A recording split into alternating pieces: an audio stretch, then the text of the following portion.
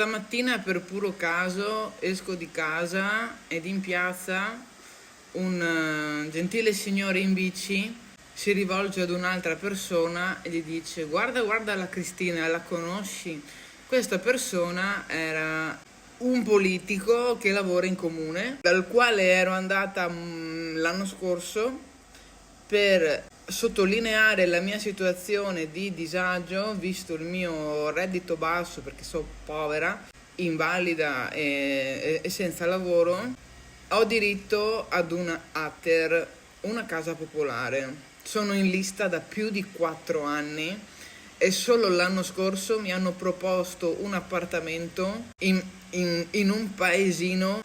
Mi hanno proposto un appartamento in un paesino di provincia nel quale la mia vita sarebbe invivibile perché i trasporti sono in quel paese pochi e per una persona da sola invalida come me vivere là sarebbe una bella merda.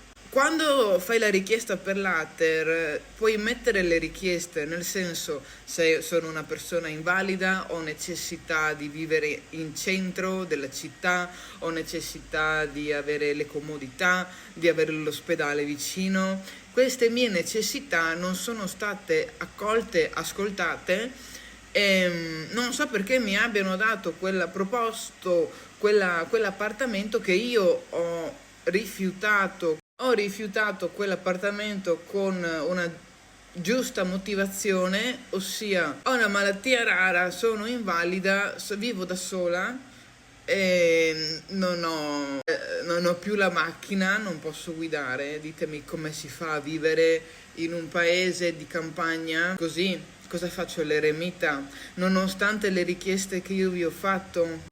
Il punto è che questa persona, questo politico, io ci avevo parlato insieme e mi ricordo che quel giorno aveva chiamato in viva voce una persona che era il titolare, tra virgolette, no, della gestione dell'ATER di queste case popolari e mi diceva sì, entro fine anno questa signorina avrà la casa, però non ha specificato entro quale anno.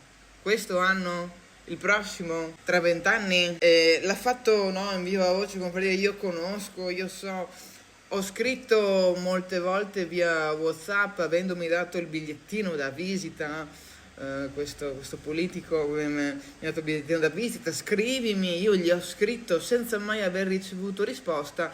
Quindi stamattina ho sclerato in piazza dicendogli sì, lo conosco benissimo, abbiamo parlato per la questione ATER, mi aveva promesso una casa che sto ancora aspettando, non so a che anno si riferiva quando mi aveva detto che entro quest'anno avrai la casa dell'ATER, non so a che anno, però la ringrazio per avermi anche risposto ai messaggi su WhatsApp. A me queste cose, ragazzi, fanno venire una rabbia perché io posso fare, mi arrangio, nonostante la mia invalidità e i miei problemi, a me frega un cazzo, so cazzuta, sono forte, posso fare anche a meno di sto ATER a sto punto perché mi avete anche rotto e sono stanca di questa burocrazia e stavo pensando piuttosto alle persone che hanno bambini, che sono in una situazione veramente di degrado, di disagio, peggio di me e che non vengono ascoltate. A questo penso. Quindi io non so neanche cosa fare, io ho solo questa rabbia dentro per queste cose ingiuste. Alla fine sono politici, loro non capiranno mai la situazione delle persone povere e sinceramente a loro non gliene frega un cazzo. Finalmente l'ho detto.